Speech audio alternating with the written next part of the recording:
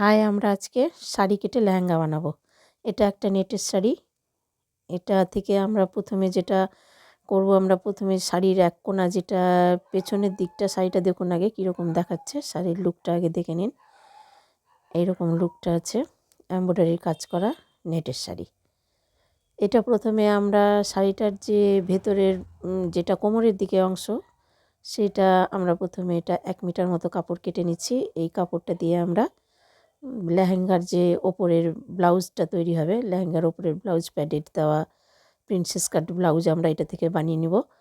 যদি আপনারা চান তাহলে এটাতে আপনারা পরে নেক্সট ভিডিওতে আমরা এটা তৈরি করা দেখাবো। চাইলে আপনারা দেখতে পারেন নেক্সট ভিডিওটা আমাদের লাডো নাইটি।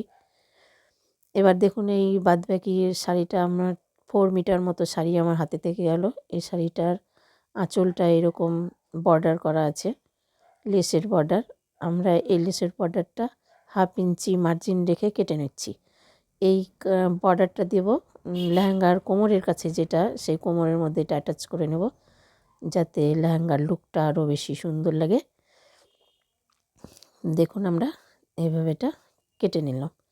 আপনারা যদি চান তাহলে নিজের বাড়িতে বসে নিজস্ব শাড়ি কেটে বা এটা যদি শিখে রাখেন, কোনো কাস্টমারের আপনারা আউটফিট তৈরি করে ইনকাম করতে পারবেন।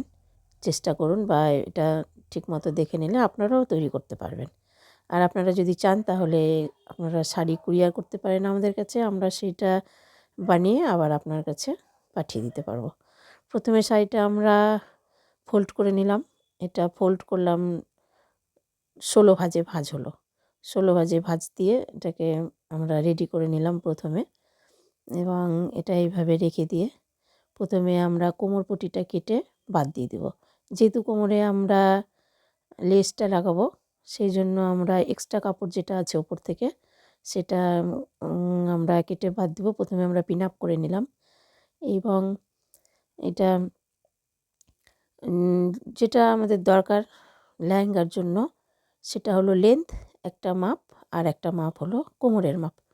কোমর যা থাকবে সেটাকে আমরা যত ফোল্ড হলো কাপড়টা, সেই ফোল্ডের সাথে কোমরের মাপটা আমরা ডিভাইড করে দেবো। ওয়েস্ট ভাগ 16 ইঞ্চ, এইভাবে আমরা কোমরের ভাঁজ করব।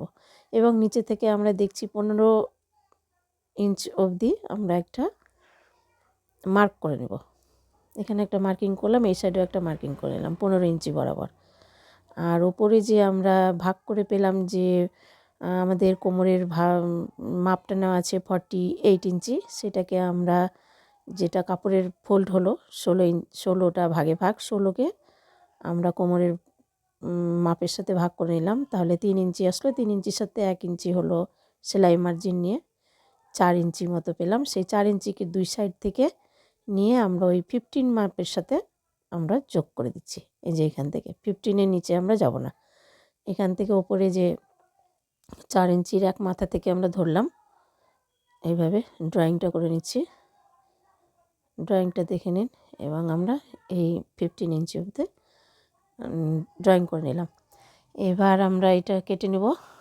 আর আপনারাও যদি মনে করেন যে আমরা শিখতে চাই, তাহলে সেলাইয়ের কাজটা যারা শিখেছে তাহারা জানে যে সেলাইটা একদিনে শেখা যায় না, যার এটাকে অনেকবার প্র্যাকটিস করতে হয়, তাহলে সেলাইটা ঠিকমতো পারফেক্ট হয় বা ফিটিংসটা আসে।